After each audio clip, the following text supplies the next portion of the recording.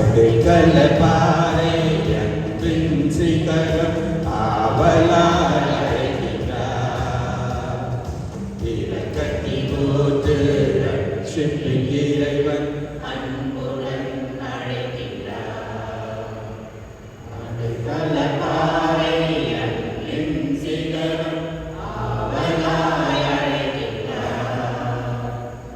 இரக்கத்தின் ஊற்று இறைவன் அன்புடன் அழைக்கின்றார். வருவாய் அவர் திரு சமூகம், தருவாய் உறைந்தவன் உள்ளம், பெறுவாய் மாபெரும் இன்பம், மகிழ்வாய் மன்னவன் மாறி.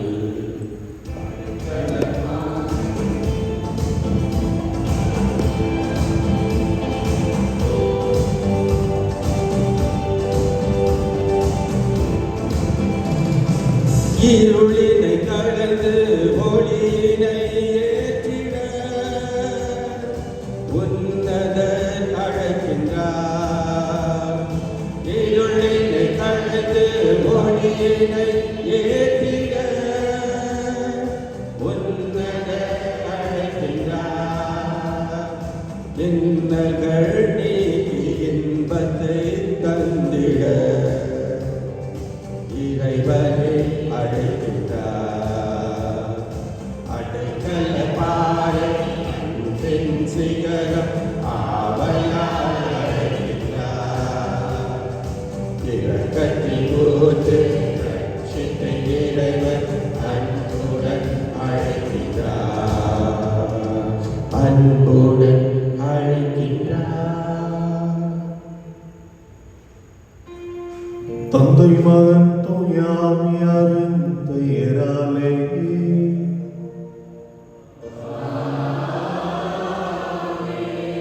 நம் ஆண்டவராகிய இயேசு கிறிஸ்துவின் அருளும் கடவுளின் அன்பும் தூயாவியாரின் நட்புறவும் உங்கள் அனைவரோடும் இருப்பதாக.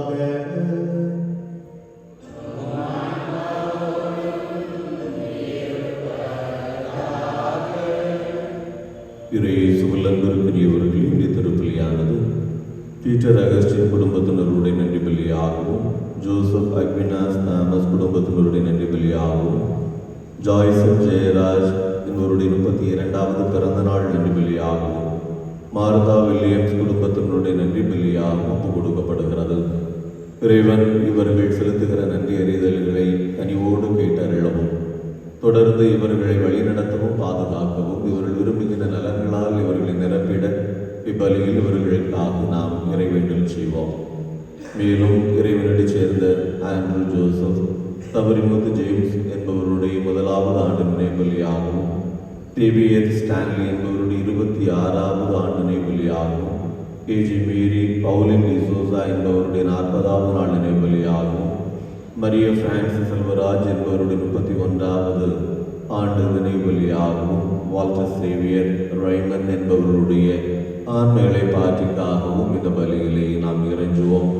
இறைவனுடைய பேர் இறக்கம் இவர்களுக்கு கிடைக்கப் பெறவும், வான்வீட்டில் ஆண்டவர்கள் இவர்களை அழைத்து புனிதர்களோடு தோழமை கொள்ளுகிற பேரருளை கொடுத்து நிலையான வீட்டை இவர்களுக்கு பரிசாக அளித்தருள்ள இப்பலியில் நாம் இறைஞ்சுவோம்.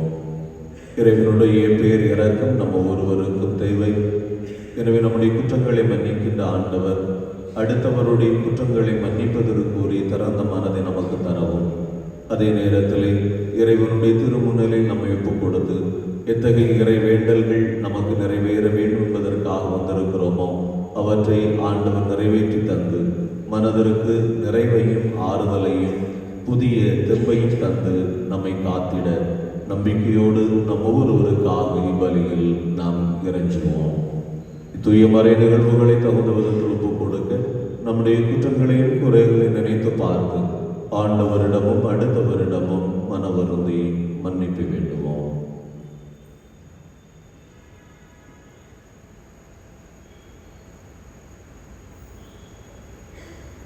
உள்ளமுடைந்து வருவோரை குணமாக்க அனுப்ப பெற்ற ஆண்டவரை இரக்கமாயிரும்.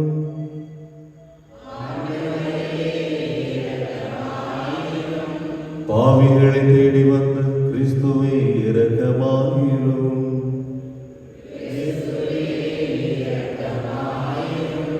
தந்தையின் வலப்பக்கம் வீற்றிருந்து எங்களுக்காக பரிந்து பேசுகின்ற ஆண்டவரே இரக்கமாயிரும்.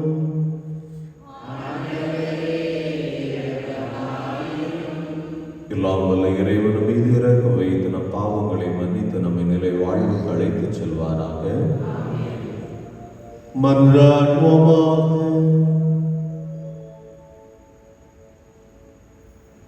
ஆண்டவரே எங்கள் இறைவா, உம் திருமகன் உலகை அன்பு செய்து சாவுக்கு தம்மையே கையளித்தாரே. உமது உதவியால் அதை அன்பில் நாங்களும் விரைந்து முன்னேறி செல்ல உமது அருளை எங்களுக்கு தந்தருள்வீராக. உம்மோடு தூயாவியாரின் ஒன்றிற்கும் இறைவனாய் என்றென்றும் வாழ்ந்து ஆட்சி செய்த எங்கள் ஆண்டவரும் உம் திருமகனுமாகிய இயேசு கிறிஸ்து வழியாக உம்மை மன்றாடுகின்றோம்.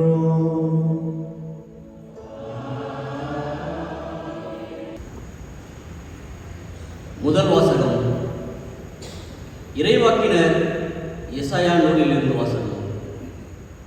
கடலுக்குள் வழியை ஏற்படுத்தியவரும் பொங்கி எழும் நீர் நடுவே பாதை அமைத்தவரும் தேர்களையும் குதிரைகளையும் படை வீரரையும் வலிமை மிக்கோரையும் ஒன்றாக கூட்டி வந்தவரும் அவர்கள் எழாதவாறு விழ செய்து திரிகளை அணைப்பது போல் அவர்களை அழித்தவருமாக்கிய ஆண்டவர் கூறுவது இதுவே.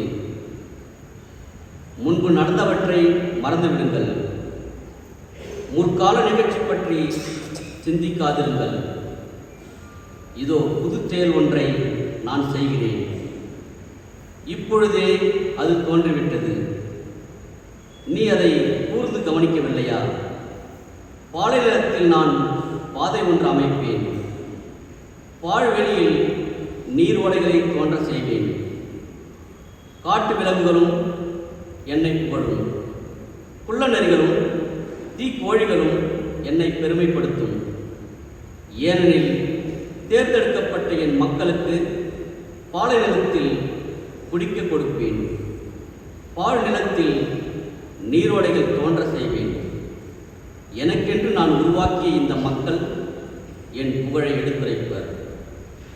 இது ஆண்டவர் வழங்கும் அருள்வாக்கு. பதிலுரை பாடல் பல்லவி. உங்கள் பதில். ஆண்டவரே மாபெரும் செயல் புரிந்துள்ளார், அதனால் மகிழ்வு அடைகின்றோம். ஆண்டவர் மாபெரும் செயல் புரிந்துள்ளார், அதனால் சியோனின் அடிமை நிலையை ஆண்டவர் மாற்றின போது நாம் ஏதோ கனவு கண்டவர் போல் இருந்தோம். அப்பொழுது நமது முகத்தில் மகிழ்ச்சி காணப்பட்டது, நாவில் களிப்பார்வாரம் எழுந்தது. பல்லவி. ஆண்டவர் மாபெரும் செயல் புரிந்துள்ளார், அதனால் ஆண்டவர் அவர்களுக்கு மாபெரும் செயல் புரிந்தார் என்று பிறரினத்தார் தங்களுக்குள் பேசிக்கொண்டனர். ஆண்டவர் நமக்கு மாபெரும் செயல் புரிந்துள்ளார், அதனால் நாம் பெருமகிழ்ச்சி அடைகின்றோம். பல்லவி. ஆண்டவர் மாபெரும் செயல் புரிந்துள்ளார், அதனால் பெருமகிழ்ச்சி அடைகின்றோம். ஆண்டவரே, என் நாட்டின் வறண்ட ஓடையை நீரோடையாக வான்மழை மாற்றுவது போல் எங்கள் அடிமை நிலையை மாற்றியவரும். கண்ணீரோடு விதைப்பவர்கள் அக்களிப்போடு அறுவடை செய்வார்கள். பல்லவி. ஆண்டவர் மாபெரும் செயல் புரிந்துள்ளார், அதனால் பெருமகிழ்ச்சி அடைகின்றோம்.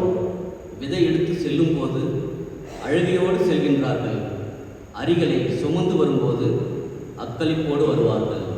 பல்லவி.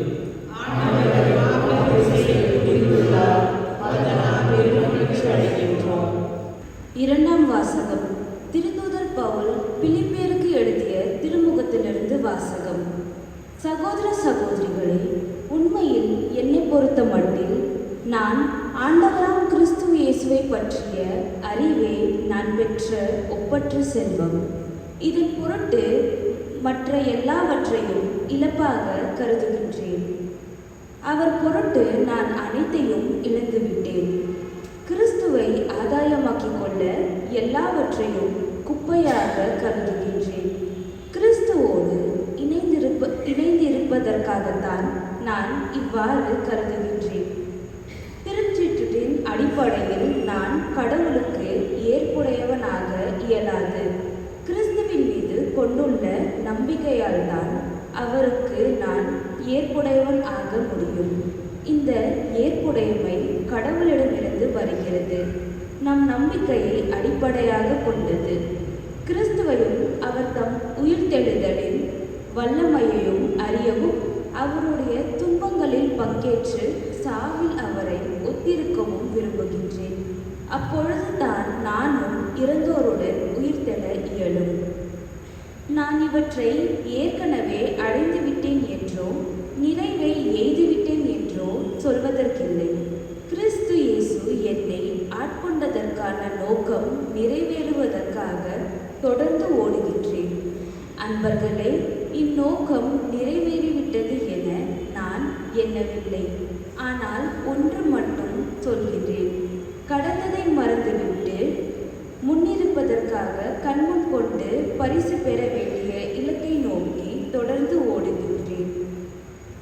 கிறிஸ்து இயேசுவின் மூலம் கடவுள் எனக்கு மேலிருந்து விடுக்கும் அழைப்பே அப்பரிசு.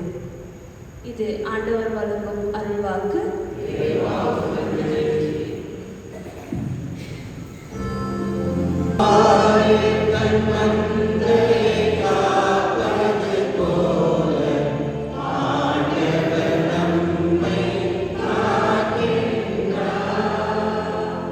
இப்பொழுதாவது உங்கள் முழு இதயத்தோடு என்னிடம் திரும்பி வாருங்கள். ஏனெனில் நான் அருள் நிறைந்தவர், இரக்கம் மிக்கவர் என்கிறார் ஆண்டவர்.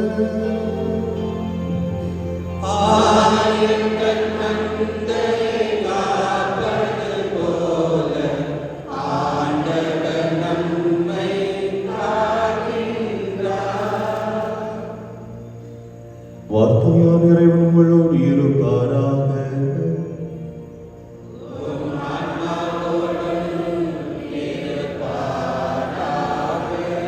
யோவான் எழுதிய தூய நற்செய்தியிலிருந்து வாசகம்.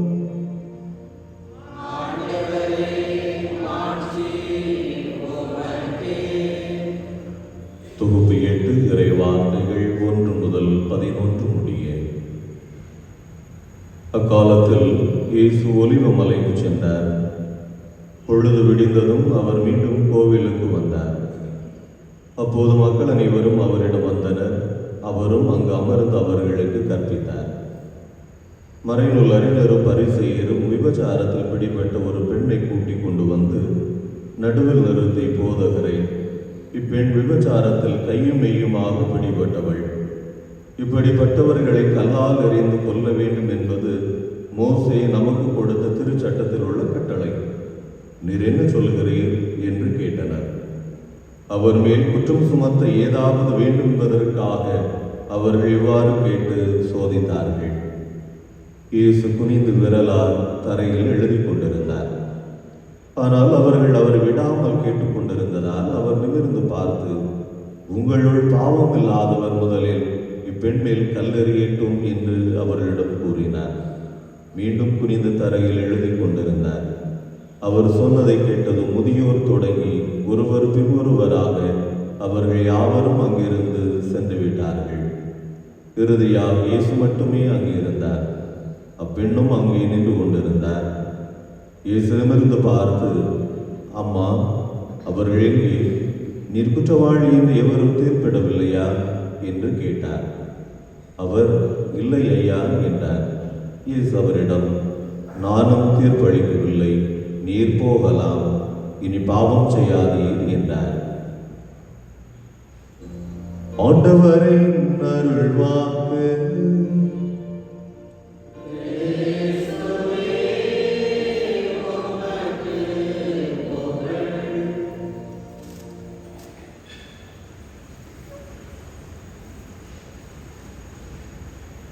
குற்றம் சாட்டுவதற்கும் குற்றப்படுத்துவதற்கும் நம்மிடம் நிறையவே இருக்கின்றன. ஆனால் சரி செய்வதற்கு என்றோ நம்மிடம் எதுவுமே இல்லை. குற்றப்படுத்துவதற்கும் குற்றம் சாட்டுவதற்கும் நம்மிடம் நிறையவே இருக்கின்றன. ஆனால் சரி செய்வதற்கு மட்டும் என்னவோ நம்மிடம் எதுவுமே இல்லை. இயேசுவில் அன்பிற்குரியவர்களே,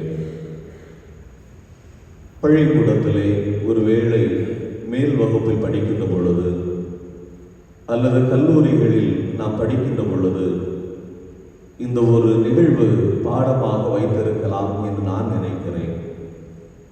வில்லியம் ஷேக்ஸ்பியர் எழுதிய வெனிஸ் நகரத்து வணிகன் என்று பெயரிடப்பட்ட ஒரு நிகழ்வு அல்லது நாவல். ஆங்கில பாடத்திலே இது ஒரு கதையாக அல்லது பாடமாக வைத்திருக்கிறார்கள் என்கிற எண்ணம் எனக்கு உண்டு. அதனுடைய சுருக்கம் இவ்வாறாக இருக்கும். வெனிஸ் நகரத்திலே ஆண்டனியோ என்கிற ஒரு மனிதன், ஒரு வணிகன், தன்னுடைய வியாபாரத்திற்காக பல்வேறு நபர்களிடத்திலே பணம் வாங்கி கடன் வாங்கி வணிகம் செய்து கொண்டிருக்கக்கூடிய ஒரு மனிதனாக இருக்கிறார். ஒரு கட்டத்தில் அவனுக்கு பணம் தேவைப்படுவதால் ஷைலக் என்கிற அந்த முதலாளியிடத்திலே அல்லது பணம் கொடுக்கக்கூடியவரிடத்திலே வந்து வட்டிக்காக பணம் கேட்கிறார்.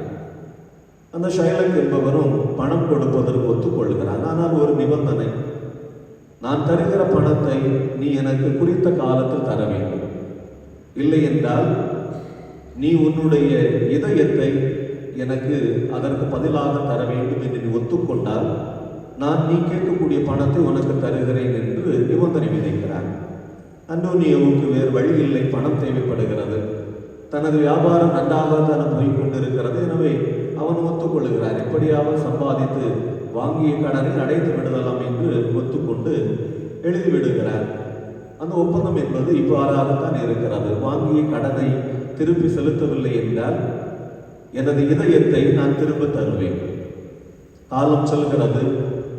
இந்த அண்டோனியாவால் வாங்கிய கடனை திருப்பி அடைக்க முடியவில்லை. குறித்த காலம் வருகிறது. இந்த ஷைலக் தன்னுடைய பணத்தை திரும்ப கேட்கிறார். அண்டோனியா சொல்லுகிறார், எனது வியாபாரத்தில் நஷ்டம், என்னால் பணத்தை தர முடியவில்லை, கொஞ்சம் பொறுத்துக்குள் நான் தருகிறேன் என்கிறார். ஷைலக் பிடிவாதமாக சொல்லுகிறார், இல்லை, நீ ஒத்துக்கொண்டபடி பணத்தை தர வேண்டும், இல்லை என்றால் உனது இதயத்தை எனக்கு எடுத்து தர வேண்டும். பிரச்சனை நீதிமன்றத்திற்கு வருகிறார். நீதிமன்றத்தில் முறையிடுகிறார்.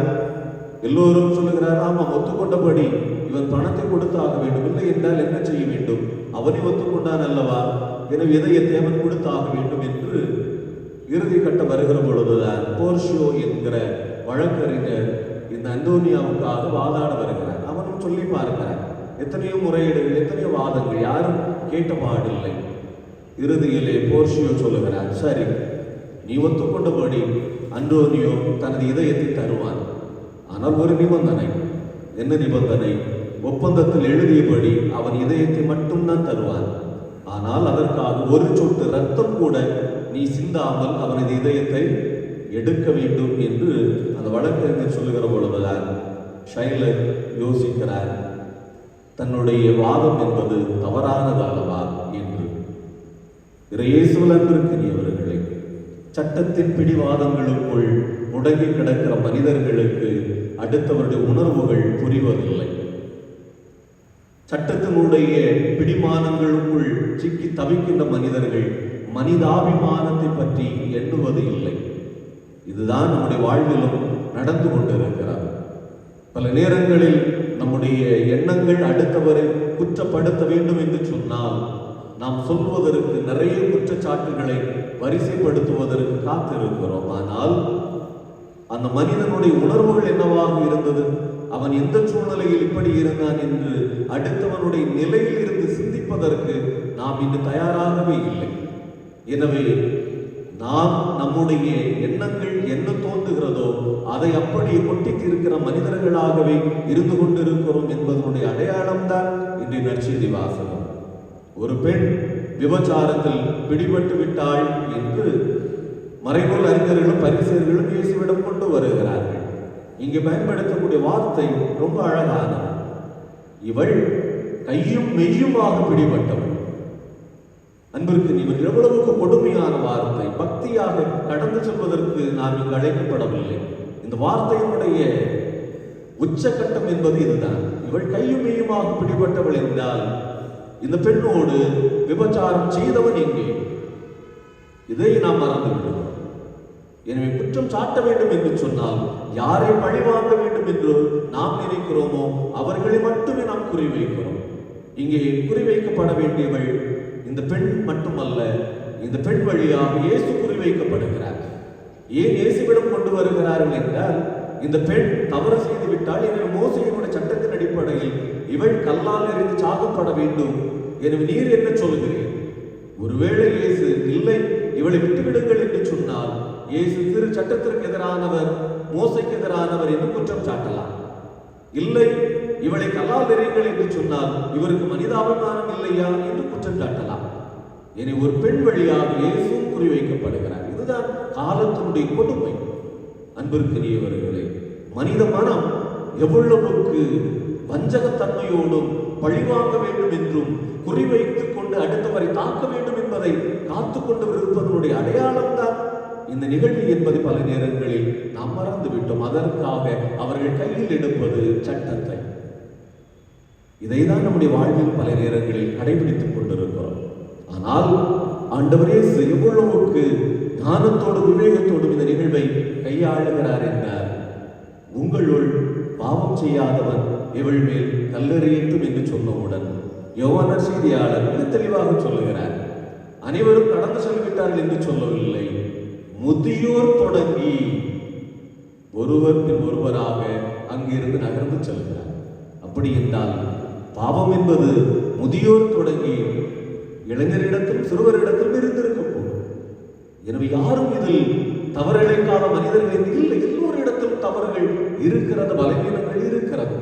எனவே என்னுடைய பலவீனத்தை, என்னுடைய குற்றச்சாட்டுகளை, என் மீது இருக்கக்கூடிய பலவீனங்களை, தவறு செய்களை நான் ஏற்றுக்கொள்வதற்கு, சரி செய்வதற்கும் பதிலாக நான் அடுத்தவர் மீது பழி சொற்களை வீசுவதற்கும் குற்றச்சாட்டுவதற்கும் காத்து கிடக்கிறேன் என்பதுதான் நிறுவனமாகிறது என்பதை பல நேரங்களில் நாம் மறந்து விட்டோம். எனவே அன்பிற்குரியவர்களே, இந்த தவ காலத்தில் அடுத்தவர் மீது குற்றச்சாட்டுகளை தூக்கி வீசுவதற்கு காத்து கிடக்கிற மனிதர்களாக அல்லாமல், ஒரு எலும்புக்காக ஒரு நாய் தன்னுடைய நாக்கில் இருந்து வழிதோடுகிற எச்சிலை போல காத்து கிடக்கிறதை அதுபோல கொடுமையான மனிதர்களாக நாம் இருக்கிறோம் என்பதுதான் வாழ்க்கையினுடைய கொடூரமாக இருக்கிறது. எனவே ஆண்டவர் இயேசுவுடைய வாழ்வு நமக்கு கற்றுத்தருகிற படிப்பு இந்த நிகழ்வு வழியாக உன்னை நீ சரி செய்து கொள், அடுத்தவனை சரி செய்வதற்கு காலம் பதில் சொல்லும் என்பதுதான். எனவேதான் இந்த முதல் வாசகத்திலும் இந்த இரண்டாவது வாசகம் வருகிற வார்த்தையின் அடிப்படையில் ஆண்டவர் இயேசு அந்த பெண்ணிடம் சொல்லுகிறார், கடந்ததை பற்றி நினைவு கொள்ளாதே, இனி வருவதை பற்றி மட்டும் நீ நினைவு கொள். கடந்ததை மறந்துவிட்டு முன்னிருப்பதை மட்டும் மனதில் இருந்து கொண்டு ஒரு வாழ்க்கையை அமைத்துக் கொள். அம்மா, யாரும் உனக்கு தீர்ப்பளிக்கவில்லையா? இல்லை, நானும் தீர்ப்பளிக்கவில்லை. இனிமேல் பாவம் செய்யாது. அந்த பெண் பாவம் செய்வாளா இனிமேல்? இல்லை. அன்பினால், கனிவினால் ஒரு வார்த்தை வருகிற பொழுது அந்த வார்த்தை சுமந்து சொல்கிற பெண்ணாகத்தான் அந்த பெண் இருப்பாள். எனவே நம்முடைய வாழ்வு சூழ்நிலையில் அன்பிற்குரியவர்களை பிடிவாதம் உள்ளுக்குள் இறங்கி கிடக்கிற மனிதர்களாக இல்லாமல் நம்முடைய இதயத்தை இறுக்க பிடித்துக் கொண்டு நமக்கு பிடிக்காதவர்கள், நமக்கு எதிரானவர்கள் என்ற உடனேயே அவர்கள் மீது குற்றச்சாட்டுகளை சொல்லி அவர்களை காயப்படுத்தி அவர்கள் மீது எதிர்மறை விமர்சனங்களை தூக்கி வீசி எறிந்து அவர்களை கொடுமைப்படுத்துகின்ற மனிதர்களாக அல்லாமல் அடுத்தவரை புரிந்து கொள்ளுகிறவர்களாக, அடுத்தவர்கள் நிலையில் இருந்து ஏற்றுக்கொள்ளுகிறவர்களாக வாழ்வதற்கு நாம் முயற்சி செய்வோம். அதை நம்முடைய குடும்பங்களில் இருந்து தொடங்குவோம். நாம் பல நேரங்களில் சொல்கிற வார்த்தை குடும்பத்தை அவ்வளவு எளிதாக நாம் விட்டு விடுகிறோம். ஒரு குடும்பத்திலே ஒரு கணவன் மனைவியாக, ஒரு கணவனின் மனைவியை நாம் எப்படி வசைபாடி கொண்டிருக்கிறோம், எப்படி குற்றப்படுத்திக் கொண்டிருக்கிறோம், எப்படி அவர்கள் மீது இருக்கக்கூடிய தவறுகளை மிகைப்படுத்திக் கொண்டிருக்கிறோம் என்பது நமக்கு தெரியாமல் போய்விடுகிறது. எனவே குடும்பம் சின்ன பின்னமாக இருக்கிறது என்று சொன்னால் வாழ்க்கை துணையுடைய நிலையில் இருந்து கொண்டு சிந்திப்பதற்கு நாம் தயாராக இல்லை. நான் என்ன நினைக்கிறேனோ அதை நீ செய்யவில்லை, நீங்கள் செய்யவில்லை என்று குற்றம் சாட்டுகிற மனநிலை நம்முடைய குடும்பங்களுக்குள் இருந்தால் குடும்பம் எந்த நிலையில் இருக்கும்? எனவே நம்முடைய குடும்பங்கள் குற்றம் சாட்டுவதில் இருந்தும் குற்றங்களை மிகைப்படுத்துவதில் இருந்தும் விலகி நிற்க வேண்டும். நாம் வாழ்கிற இந்த வாழ்வு சூழ்நிலையிலே நம்மோடு பழகுகிறவர்கள், நம்மோடு உறவாடுகிறவர்களுடைய குற்றங்களை பார்க்க வேண்டும் என்று நாம் இருப்பதற்கு பதிலாக பலவீனங்கள் எல்லாரிடம் தான் இருக்கிறது, என்னிடமும் இருக்கிறது என்கிற மனநிலை இருந்தால் அடுத்தவருடைய தவறுகளை நாம் மிகைப்படுத்தி அவர்களை கொச்சைப்படுத்தி அவர்களுடைய பலவீனங்களை நாம் இந்த சமூகத்திலே மிகப்பெரியதாக காட்டிக்கொள்ள மாட்டோம். எனவே குடும்பத்திலும் சமூகத்திலும் இப்படிப்பட்ட மனநிலை நம்மிடம் இருக்கிறது என்று சொன்னால் ஆண்டவர் இயேசுவுடைய இந்த படிப்பினையை நம்முடைய வாழ்விலே ஏற்றுக்கொள்ள முடியும். எனவே அன்பிற்குரியவர்களே, பிறரை குற்றப்படுத்தி அவர்களை காயப்படுத்துகிற மனநிலையை விட எல்லோரிடமும் தவறு இருக்கிறது, எனவே கடந்த கால தவறுகளில் இருந்து நீயும் விடுபடு நானும் விடுபடுகிறேன் என்ற திறந்த மனதோடு கடந்து செல்கிறோம் என்று சொன்னால் வாழ்க்கையில் மாற்றம் என்பது சாத்தியம்.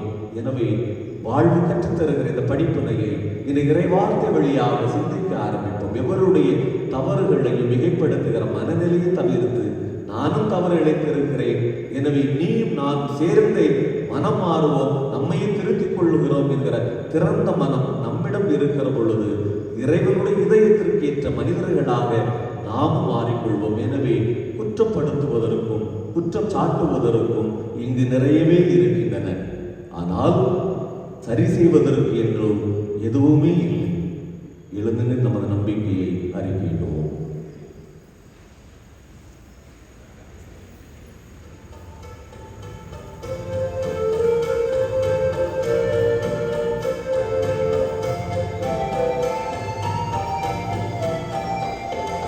விண்ணையும் மண்ணையும் படைத்தவராம் கடவுள் ஒருவர் இருக்கின்றார். தந்தை மகன் தூய ஆவியார் ஒன்றாய் வாழ்வோரை நம்புகிறேன். தூய ஆவியின் வல்லமையால் இறைமகன் நமக்காய் மனிதனானார். கண்ணை மலையிடம் பிறந்தவராம் இயேசுவை ஒருவியாய் நம்புகிறேன். நாட்டில் பாடுபட்டார், சிலுவையிலிருந்து அடக்கப்பட்டார், மூன்றாம் நாளில் உயிர்த்தெழுந்தார், இறப்பின் மீது வெற்றி கொண்டார்.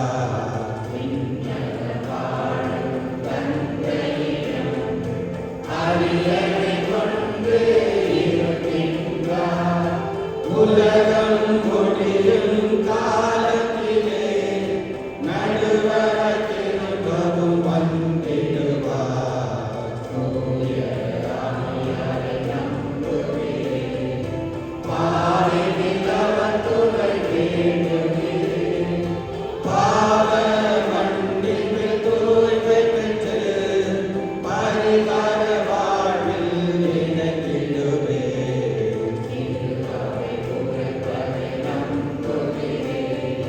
புனிதர்கள் உறவை நம்புகிறேன். உடலின் உயிர்ப்பை நிலை வாழ்வை உறுதியுடனே நம்புகிறேன்.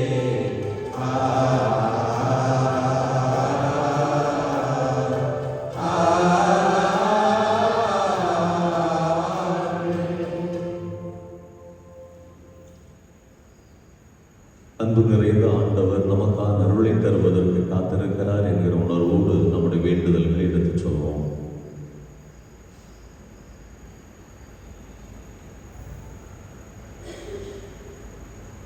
ஆண்டவரே, எங்கள் மன்றாட்டை கேட்கலாம். நம்பிக்கையின் நாயகரே இறைவா, திரு அவையை வழிநடத்தும் திரு தந்தை பிரான்சிஸ், எமது பேராயர், ஏனைய ஆயர்கள், குருக்கள், துறவரத்தார் அனைவரும் தங்கள் நம்பிக்கையில் நிலைநிறுத்து உமது சாட்சிகளாக திகழ வரமருள வேண்டும் என்று இறைவா உம்மை மன்றாடுகின்றோம். அன்பு தந்தையே இறைவா, உமது அன்பையும் இரக்கத்தையும் நாங்கள் பெற்று அவர்களை மற்றவர்களோடு பகிர்ந்து உமது சாட்சிகளாய் வாழ அருள் தந்து ஆசிர்வதித்து வழிநடத்திட வேண்டும் என்று இறைவா உம்மை மன்றாடுகின்றோம். நோய் நொடிகள் அனைத்தையும் குணமாக்கும் இறைவா, பல்வேறு விதமான நோய்களால் பாதிக்கப்பட்டு வேதனையோடும் கவலையோடும் வாழ்ந்து கொண்டிருக்கும் அனைவரையும் ஆசீர்வதித்து அவர்களை குணப்படுத்திட வேண்டும் என்று இறைவா உம்மை மன்றாடுகின்றோம். ஆவியை பொழிபவரே இறைவா, சிந்தனை சொல் செயல் அனைத்தாலும் பாவங்கள் செய்து உமது அருளை இழந்து தவிக்கும் மக்கள் அனைவருக்கும் உமது தூய ஆவியால் புத்துயிர் அளித்து உதவுமாறு இறைவா உம்மை மன்றாடுகின்றோம். நமது தனிப்பட்ட கருத்துக்காக வேண்டுவோம்.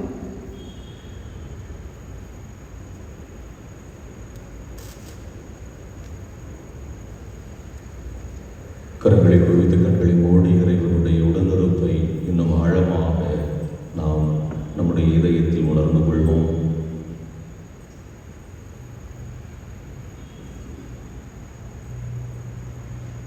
அருள் தருபவரே இறைவா,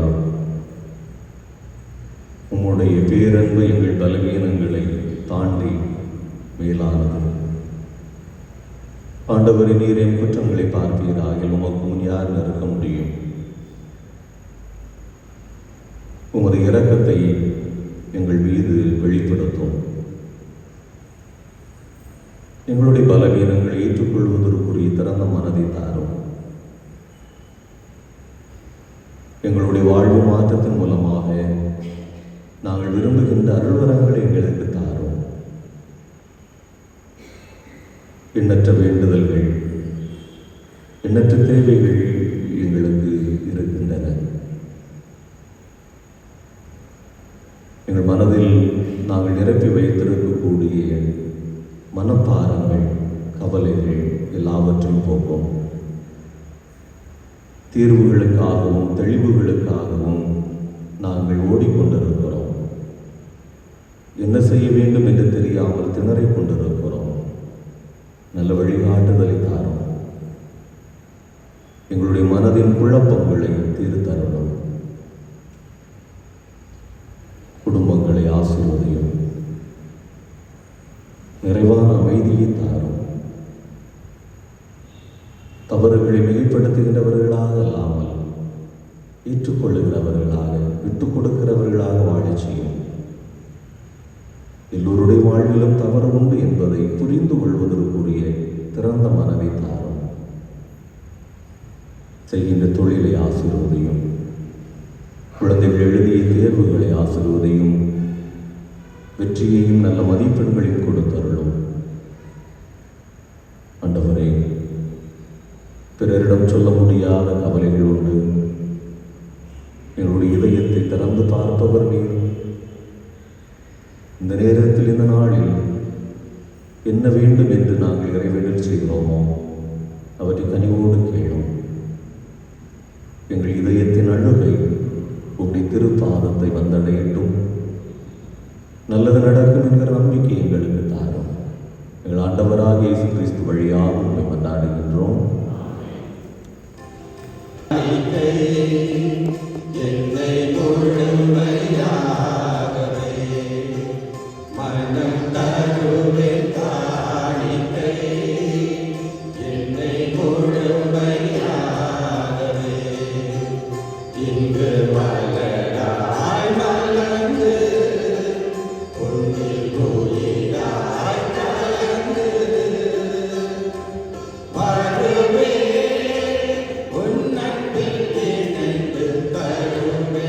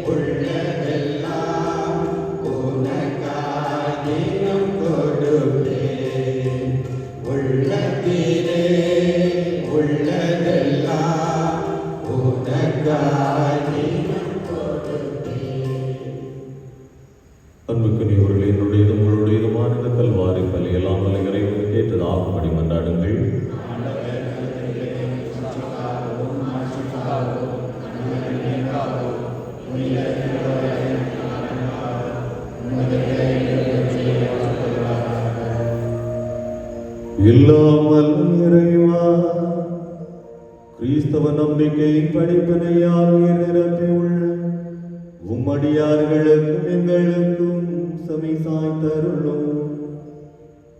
இப்பலியின் பயனாக இவர்களை உமது பேரருளால் புனிதப்படுத்துவீராக. எங்கள் ஆண்டவராகிய இயேசு கிறிஸ்து வழியாக உம்மை மன்றாடுகின்றோம்.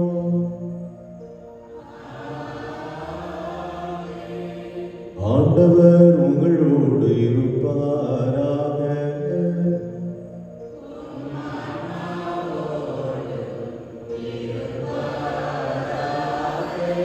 இதயங்களை மேலே எழுப்புங்கள்.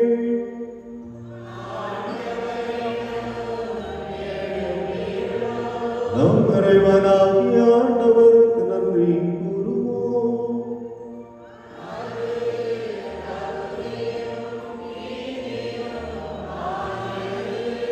ஆண்டவரின் தூயவரான தந்தை, விண்ணுமிழையில்லாமல் இறைவா, இந்நாளும் இவ்விடத்தில் நாங்கள் உமக்கு நன்றி செலுத்துவது மெய்யாகவே தகுதியும் நீதியும் ஆகும். எங்கள் கடமையும் மீட்புக்குரிய செயலும் ஆகும்.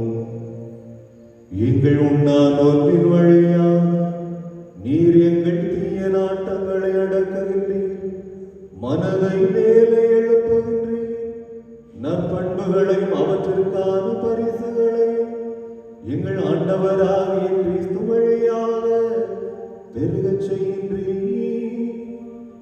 ஆகவே வானதூதர் வழிகள் வழியாக உமது ஆட்சியை புகழ்ந்து முடிவின்றி பாடுவதாவது.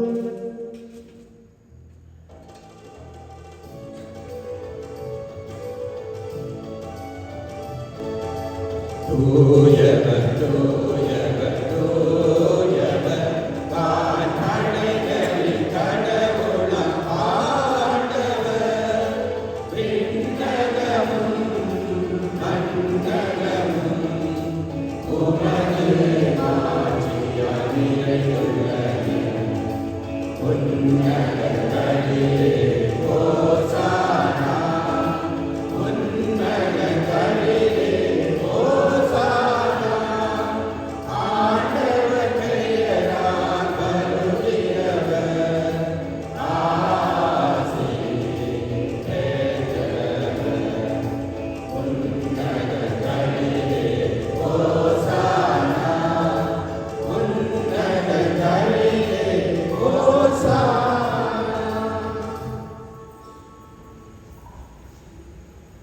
ஒப்புரவுக்கான நற்கருணை மன்றாட்டை ஒப்புக் கொடுக்கிறோம். கடவுளிடத்தில் நம் பலவீனங்களை ஒப்புக் கொடுத்த ஆண்டவரோடும் அயலாரோடு ஒப்புரவாவதற்கு திறந்த மனதோடு பக்தியோடு நாம் பங்கேற்போம். எல்லாம் வல்ல தந்தை, உமது பெயரால் வருகின்ற உம் திருமகன் இயேசு கிறிஸ்து வழியாக உம்மை வாழ்த்துகின்றோம். மனிதரை மீட்கின்ற உமது அருள் வாக்கு அவரை, பாவிகளை அரவணைக்கும் கைகள் அவரை, நாங்கள் உமது அமைதியை கண்டடையும் வழியும் அவரை. ஆண்டவர், எங்கள் பாவங்களால் நாங்கள் உம்மை விட்டு விலகிச் செல்கின்றோம். உம்மிடம் ஒப்புரவாகிட நீரே எங்களை மீண்டும் வழி நடத்துகின்றீர். நாங்கள் மனம் திரும்பி உம்மிடம் வரவும் ஒருவர் மற்றவரை அன்பு செய்யவும் எங்களுக்காக சாவுக்கு நீர் கையளித்தும் திருமகன் வழியாக எங்களுக்கு அருளுகின்றீர். கிறிஸ்து எங்களுக்கு அருளிய ஒப்புரவை நாங்கள் இப்பொழுது கொண்டாடி வேண்டுகின்றோம். இவ்வாறு உமது ஆவியை பொழிந்து காணிக்கைகளை தூய்மைப்படுத்தி அருளும். இதனால் இவையும் திருமகனின் உடலும் இரத்தமுமாக மாறுவனவாக. இம்மறைபொருள்களை கொண்டாடும் போது அவரது கட்டளையை நிறைவேற்றுகின்றோம். ஏனெனில் அவர் எங்களுக்கு விடுதலை அளிக்க தம் உயிரை கையளிக்கும் முன் பந்தில் அமர்ந்திருக்கையில் அப்பத்தை தம் கைகளில் எடுத்து உமக்கு நன்றி செலுத்தி ஆசி வழங்கி அதை பிட்டு தம் சீடர்களுக்கு அளித்து கூறியதாவது: அனைவரும் இதிலிருந்து பெற்று உண்ணுங்கள், ஏனெனில் இது உங்களுக்காக கையளிக்கப்படும் என் உடல்.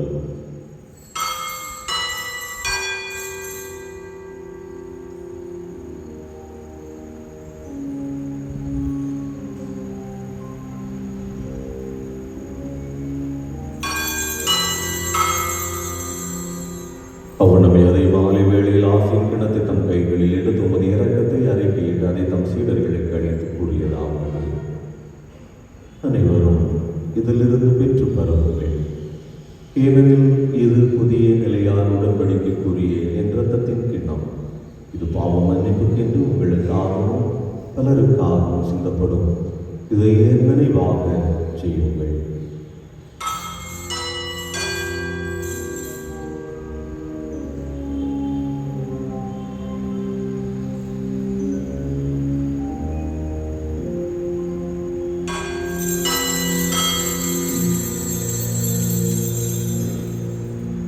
நம்பிக்கையின் மறைபொருள்.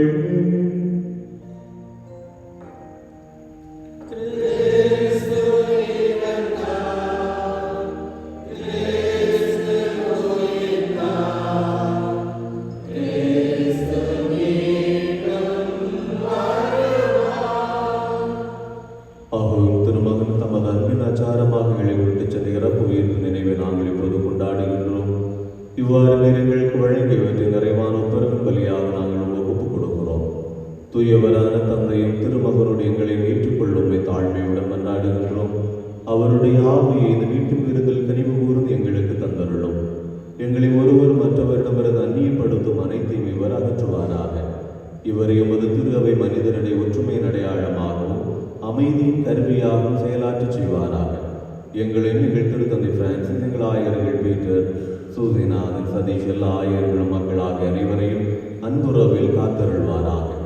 எங்களையும் திருமகன் பந்தியில் இப்போது கொண்டு சேர்த்துள்ளீர். அதுபோலவே கடவுளின் தாயாகிய மாட்சிக்குரிய கன்னிமரியா, உமது புனித திருத்தூதர்கள், புனிதர்கள் அனைவரோடும் எங்கள் சகோதர சகோதரிகளோடும் எங்களை ஒன்றிணைத்தருளும்.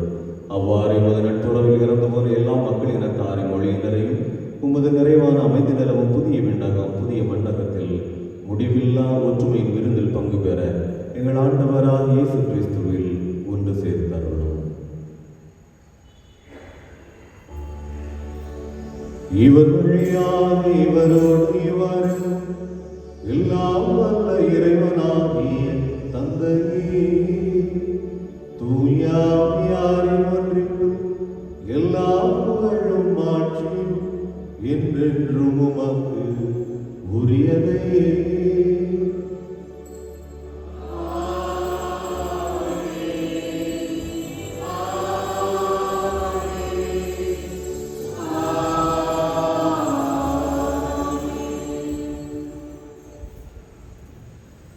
மீட்பரின் கட்டளையால் கற்பிக்கப்பட்ட இறைப்படிப்பினையால் பயிற்சி பெற்ற நாம் துணிந்து சொல்வோம்: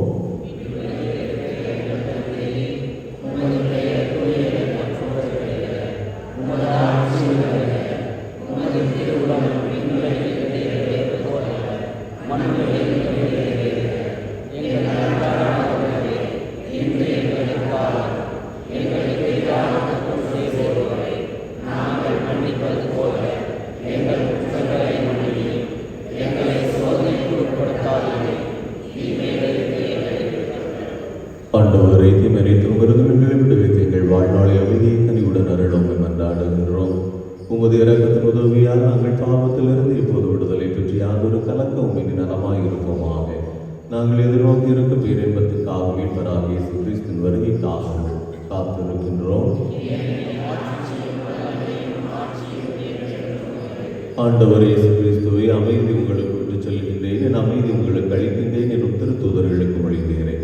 எங்கள் பாவங்களை பாராமல் உமது திரு அவை நம்பிக்கை கண்ணோக்கி உமது திருவுளத்திற்கு ஏற்ப அதற்கு அமைதி ஒற்றுமை அளித்தருள்வீராக. என்று வாழ்ந்து ஆட்சி செய்கின்றவர் நீரே. ஆண்டவருடைய அமைதி உங்களோடு இன்னும் இருப்பதாக.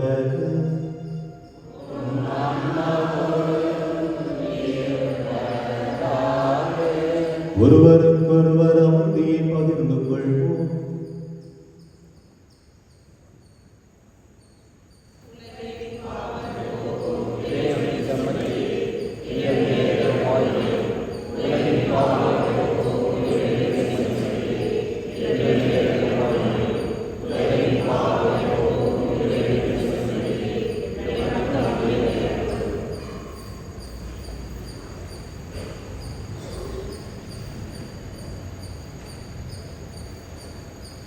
இதோ இறைவன் செம்மறி, இது உலகின் பாவங்களை போக்குகின்றவர்.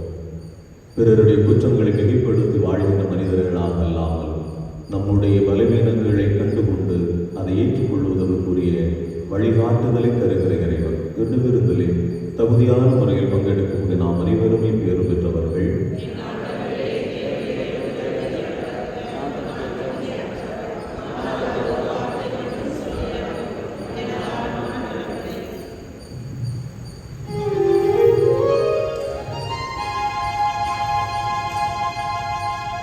உன்னை பார்க்க நான் துடிக்கின்றேன், உடன் பேச நான் அழைக்கின்றேன், உடன் பேச நான் அழைக்கின்றேன். வந்து சந்திப்பாயா வீரே.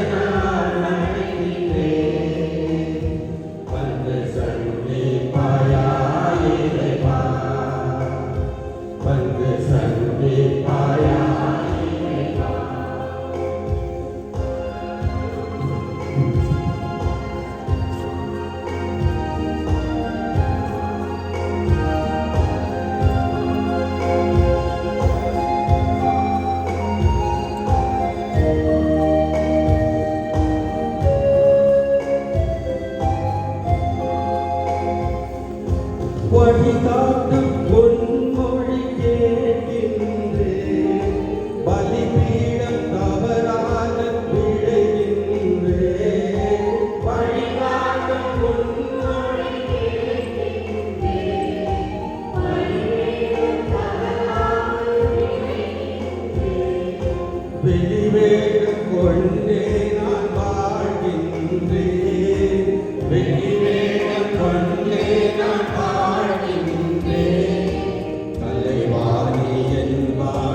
சந்திப்பாயா, தலைவாணி என் வாழ்வில் சந்திப்பாயா.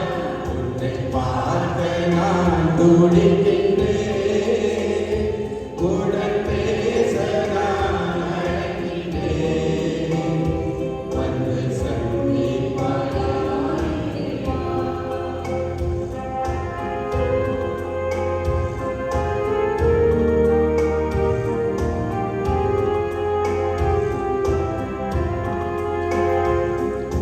பாதையில் வறியவர் பார்க்கின்றேன், பாதையில் துடிப்பதை காண்கின்றேன்.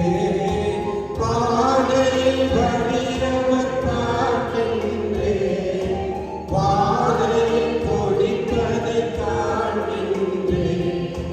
வீதியை வெறுத்தே ஓடுகின்றேன், வீதியை வெறுத்தே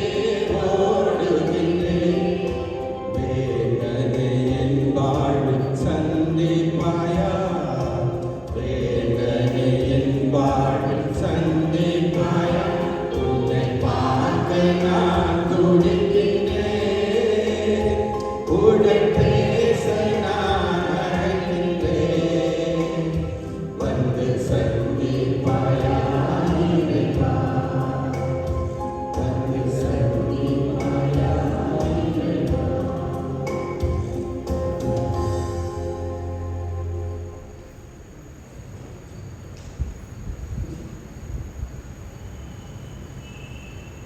நன்றி கூறி மன்றாடுவோமாக.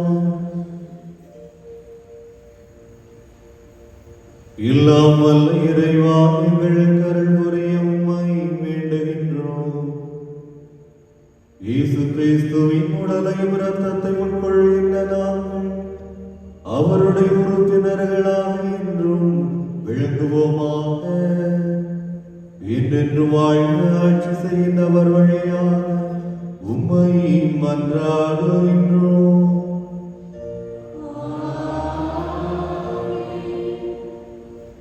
அறிவிப்புகள். இன்று தவக்காலத்தின் 5ஆம் ஞாயிறு. இந்த வாரம் 10ஆம் தேதி புனித பிரான்சிஸ் சவேரியார் பேராலயத்தில் கிறிஸ்துமஸ் மாசானது காலை 10 மணிக்கு இருக்கின்றது. நீங்கள் அனைவரும் இதில் கலந்து கொள்ள வேண்டும் என கேட்டுக்கொள்கின்றோம். வெள்ளிக்கிழமை சிலுவை பாதை மற்றும் திருப்பலி நேரங்கள் காலை 6 மணிக்கு மற்றும் மாலை 5 மணிக்கு ஆங்கிலத்தில் திருப்பலி, அதைத் தொடர்ந்து சிலுவை பாதை.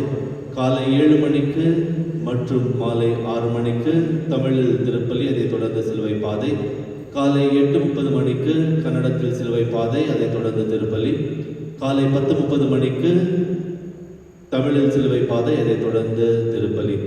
அன்பானவர்களே, அடுத்த வாரத்திலிருந்து நாம் புனித வாரத்தை துவங்க இருக்கின்றோம். அடுத்த ஞாயிற்றுக்கிழமை குருத்து ஞாயிறு. காலை 5:45 மணிக்கு குருத்துகளை ஆசீர்வதித்து மற்றும் கன்னடத்தில் திருப்பலி நிறைவேறும். 7:30 மணிக்கு தமிழில் திருப்பலி, 9:30 மணிக்கு ஆங்கிலத்தில் திருப்பலி, மாலை 6 மணிக்கு ஆங்கிலத்தில் திருப்பலி. பாவ சங்கீதத்தின் நேரங்கள் புனித வாரத்தின் போது காலை 10 மணியிலிருந்து 1 மணி வரை மற்றும் மாலை 4 மணியிலிருந்து 6 மணி வரை. அன்பாதவர்களை, புனித வாரம் என்று சொல்லும்போது நமது வாழ்க்கையை புனிதப்படுத்திக் கொள்ளும் ஒரு வாரமாக இருக்கின்றது. அதனால் அனைவரும் பாவ சங்கீதத்தும் திருவருட்சாதத்தையும் பெற்றுக்கொள்ள வேண்டும் என கேட்டுக்கொள்கின்றோம். புது நன்மை மற்றும் உறுதி பூசுதல் வகுப்புகள் பாஸ்கா விழா முடிந்த உடனே துவங்க இருக்கின்றது. யாரெல்லாம் புது நன்மை மற்றும் உறுதி பூசல் பெற விரும்புகின்றார்களோ பங்கு சாவடிக்கு வந்து உங்கள் பெயர்களை பதிவு செய்து கொள்ள வேண்டும் என கேட்டுக்கொள்கின்றோம். மற்றும் 18 வயதுக்கு மேலானவர்கள் யாரெல்லாம் உறுதி பூசுதல் திருவருட்சாதத்தை பெற்றுக்கொள்ளவில்லையோ அவர்களுக்கும் இது ஒரு அரிய வாய்ப்பு. ஏனென்றால் அவர்களுக்கு விசேஷமாக ஒரு வகுப்பு ஏற்படுத்தியிருக்கின்றோம் சனிக்கிழமை மற்றும் ஞாயிற்றுக்கிழமைகளில். அன்பாதவர்களே, எல்லா திருவருட்சாதங்களையும் பெற்றுக்கொள்ள வேண்டும். குறிப்பாக முதல் 3 திருவருட்சாதங்கள் திருமுழுக்கு, புது நன்மை மற்றும் உறுதி பூசுதல். சிலர் பல காரணத்தினால் இந்த உறுதி பூசுதல் திருவருட்சாதத்தை பெறாமல் இருக்கின்றார்கள். ஏனென்றால் பெற்றோர்கள் சொல்வார்கள், இந்த வெறும் அந்த புது நன்மை கொடுத்தா போதும், அது ஆயிட்ட பிறகு ஃபங்க்ஷன் பண்ணுறதுக்கு நேரம் இல்லைன்னு அப்படியே ஒதுக்கி கொடுக்குறதே இல்லை. அன்பானவர்களை, அனைவரும் இந்த உறுதி பூசலை பெற்றுக்கொள்ள வேண்டும். அதற்காக இந்த வாய்ப்பை பயன்படுத்தி கொண்டு யாரெல்லாம் பெறவில்லையோ இது உங்கள் பெயர்களை பதிவு செய்து கொள்ள வேண்டும் என கேட்டுக்கொள்கின்றோம். அன்பானவர்களை, இன்று நமது பங்கில் 2 முக்கியமான நிகழ்வுகள் இருக்கின்றது. காலை 8 மணியிலிருந்து 1 மணி வரை இரத்த தான முகாம். இரத்தம் என்பது மற்றவர்களுக்கு உயிர் தரும் ஒரு கருவியாக இருக்கின்றது. இந்த இரத்தத்தின் வழியாக நமது ஆண்டவர் இயேசு கிறிஸ்து நம் அனைவரையும் மீட்டார். இன்று நாம் இரத்தத்தை தரும்போது, ஒரு யூனிட் இரத்தத்தை தரும்போது 3 நபர்களின் உயிரை காப்பாற்றலாம். நமது பங்கில் ஏறக்குறைய 1800 குடும்பத்தினர் இருக்கின்றார்கள். ஒவ்வொரு குடும்பத்தில் ஒவ்வொரு நபர் இரத்தத்தை தந்தால் கூட 1800 யூனிட். ஆனால் எல்லாரும் வரமாட்டாங்க. அன்பானவர்களே, இரத்தம் தருவது பெரிய ஒரு கொடையாக இருக்கின்றது. ஆண்டவர் நமக்கு ஒரு நல்ல உடல் ஆரோக்கியத்தை தந்திருக்கின்றார். அதை மற்றவர்களோடு இந்த வழியாக இரத்தம் தரும் வழியாக நாம் பகிர்ந்து கொள்ளலாம். அதனால் காலை 8 மணியிலிருந்து 1 மணி வரை இந்த முகாமானது இருக்கின்றது. நீங்கள் இதில் கலந்து கொள்ள வேண்டும் என யாரெல்லாம் இந்த ஆலயத்திற்கு அருகே இருக்கின்றீர்களோ உணவை உட்கொண்டு இந்த இரத்தத்தை தர நீங்கள் வர வேண்டும் என கேட்டுக்கொள்கின்றோம். 2ஆம் ஒரு முக்கியமான விஷயமானது, திருமணத்திற்காக ஒரு விசேஷ ஏற்பாடு செய்திருக்கின்றோம், ஒர்க் ஷாப். அன்பானவர்களே, செமினரியில் இருக்கும்போது குருவாக நாம் எப்படி இருக்க வேண்டும் என்று நமக்கு கற்றுத்தந்திருக்கின்றார்கள். குருவான பிறகு கூட நாம் எப்படிப்பட்ட வாழ்க்கை வாழ வேண்டும் என்று தொடர்ந்து ஒரு பாடமானது எங்களுக்கு கற்பித்துக் கொண்டே இருக்கின்றார்கள். ஆனால் திருமணமான பிறகு எப்படி வாழ வேண்டும் என்று அவர்களுக்கும் தெரிவதில்லை, பெற்றோர்களும் சொல்ல விரும்புவதில்லை. அதனால் இந்த வகுப்பு செமினார் ஆனது இவர்களுக்கு ஏற்படுத்தப்பட்டிருக்கின்றது. இந்த திருமண வாழ்க்கையில் வாழ்ந்து ஒரு நல்ல கிறிஸ்துவ திருமண வாழ்க்கையை வாழ்ந்து கொண்டிருப்பவர்கள், மிஷனரி ஃபேமிலிஸ் ஆஃப் கிரைஸ்ட் என்பவர்கள், அவர்கள் இந்த ஒர்க் ஷாப்பை ஏற்படுத்தி இருக்கின்றார்கள். அதனால் திருமணமாகி 10 ஆண்டுகள், அதாவது 2015 2025 வரை திருமணமானவர்கள் கட்டாயமாக இதில் கலந்து கொள்ள வேண்டும். குறிப்பாக நமது பங்குக்கு சேர்ந்த திருமணமான நபர்கள் கட்டாயமாக சேர்ந்து கொள்ள வேண்டும் என கேட்டுக்கொள்கின்றோம். அன்பாதவர்களை ஏன் கம்பல்சரின்னு சொல்லணும்னா, நீங்கள் வர்றதுனால எங்களுக்கு எதுவுமே கிடைக்க போகிறதில்ல. ஃபாதர்ஸுக்கு இதெல்லாம் எக்ஸ்ட்ரா ரெஸ்பான்சிபிலிட்டிஸ். ஆனால் நீங்கள் இதில் கலந்து கொள்ளும்போது உங்கள் குடும்ப வாழ்க்கை ஒரு சிறப்பான ஒரு வாழ்க்கையாக மாற வேண்டும் என்பதுதான் எங்கள் எண்ணமாக இருக்கின்றது. அதனால் தயவு செய்து நீங்கள் இதில் கலந்து கொள்ள வேண்டும் என கேட்டுக்கொள்கின்றோம். ஏற்கனவே நமது ஆயர் சொன்னது போல நமது பீடத்தை புதுப்பிக்கும் பணியானது பாஸ்கா விழாவின் பிறகு துவங்க இருக்கின்றது. இது உங்கள் பீடமாக இருப்பதால் ஏற்கனவே நமது தந்தை ஃபாதர் எட்வின் சொல்லியிருந்தால், நீங்கள் சொல்லும் போது ஜனங்க வந்து இது பட்டா போட்டு இது ஏன் இடம்னு ஆக்கிரமிச்சு போகிறாங்கன்னு சொல்லியிருந்தார். அன்பாதவர்கள், மீண்டும் சொல்கின்றேன், இந்த பீடம், இந்த ஆலயம் நம் ஆலயம். அதனால் நமது ஆலயத்தை, நமது வீட்டை புதுப்பிப்பது நமக்கு மகிழ்ச்சியின் ஒரு செயலாக இருக்கின்றது. நீங்கள் இந்த புதுப்பிக்கும் பணியில் உங்கள் கொடைகளை தர வேண்டும் என கேட்டுக்கொள்கின்றேன். இந்த புதுப்பிக்கும் பணியானது ஒரு சிறப்பான பணியாக இருக்க வேண்டும் என தொடர்ந்து ஜெபிக்க வேண்டும் என கேட்டுக்கொள்கின்றோம். சென்ற வாரத்தின் காணிக்கை தொகை 65,530 ரூபாய். உங்கள் தாராள மனதுக்கு நன்றி. ஒரு விசேஷ அறிவிப்பு, ஜேஎம்ஜே சிஸ்டர்ஸ் யாரெல்லாம் 10ஆம் வகுப்பு முடிக்காமல் இருக்கின்றார்களோ அவர்களுக்காக ஒரு விசேஷ நிகழ்வை ஏற்படுத்த இருக்கின்றார்கள், ஒர்க் ஷாப். இது 16ஆம் தேதிக்குள் உங்கள் பேர்களை பதிவு செய்து கொள்ள வேண்டும் என கேட்டுக்கொள்கின்றோம். இதை நடத்துபவர்கள் ஜேஎம்ஜே சிஸ்டர்ஸ். அன்பாதவர்களே, நமது பெரியவங்ககிட்டலாம் கேட்டால் சீரியல் எல்லாம் பார்க்குறீங்கன்னா எல்லாரும் சொல்லுவாங்க, எல்லா சீரியலும் பார்க்குறோம் ஃபாதர். ஆனால் ஆண்டவரை பற்றிய ஒரு சீரியல் என்று சொல்லலாம். ஏனென்றால் ஆங்கிலத்தில் இருக்கின்றது சோசன் என்ற ஒரு சீரியல். எத்தனையோ பேர் இதை பார்த்து மனம் மாறி இருக்கின்றார்கள். எத்தனையோ பேர் இந்த சீரியல் வழியாக ஆண்டவர் வார்த்தையை உணர்ந்தவராக இருக்கின்றார்கள். ஆண்டவரின் ராபோஜனத்தை பற்றிய ஒரு புதிய சீரீஸ் அதை வெளியிட இருக்கின்றார்கள். இதை முன்னிட்டு இதற்கு பின்னால் வந்த எல்லா எபிசோட்ஸ் அதை குட் ஷெப்பர்ட் ஆடிட்டோரியமில் வெளிப்படுத்த செய்ய இருக்கின்றார்கள்.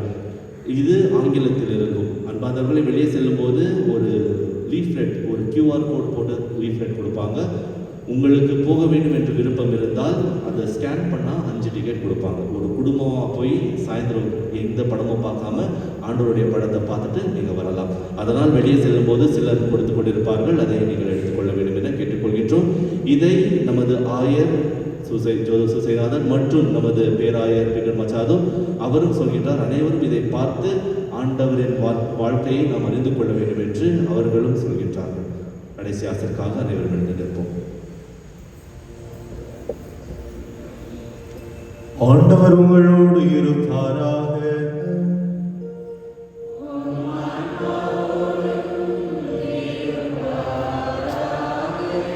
தலைவணங்குவோம். ஆண்டவர் உமது இரக்கத்தின் கொடை எதிர்பார்க்கும் மக்களுக்கு ஆசி வழங்கி அருளும். உமது தூண்டுதலால் தாங்கள் விரும்புவதை உமது வல்லன்மையால் அவர்கள் பெற்றுக்கொள்வார்களாக. எங்கள் ஆண்டவராக இயேசு கிறிஸ்து வழியாக உம்மை மன்றாடுகின்றோம். எல்லாம் வல்ல இறைவன் தந்தை, மகன், தூய ஆவியார் உங்களுக்கு ஆசி வழங்குவாராக.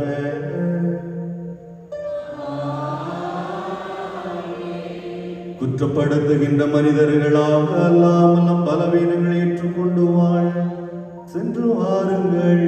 வாழ்வின் பலி தொடர்கின்றது.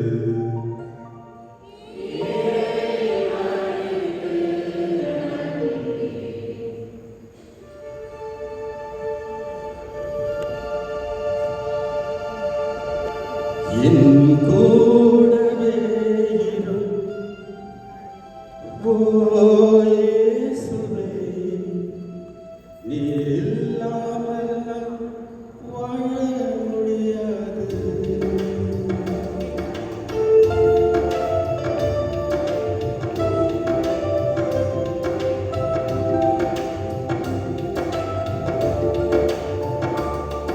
என் கூடவே இரு, ஓ இயேசுவே, நீ இல்லாமல் நான் வாழ முடியாது. என் அருகிலே இரு, ஓ இயேசுவே, நீ இல்லாமல் நான் வாழ முடியாது.